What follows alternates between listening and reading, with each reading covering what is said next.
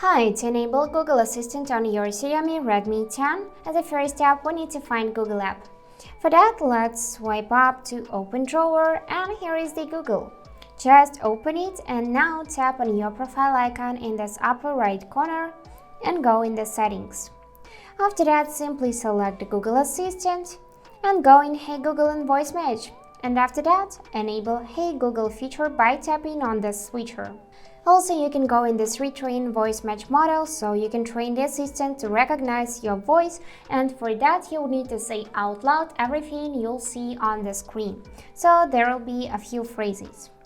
Now we can also go back, select the lock screen, and here enable the school feature assistant responses on locked screen. And also in the languages you can select language for your Google. And now let's try this out. Hey Google. So yeah, it's working. And that's it for today. Hope this video was helpful and thank you for watching.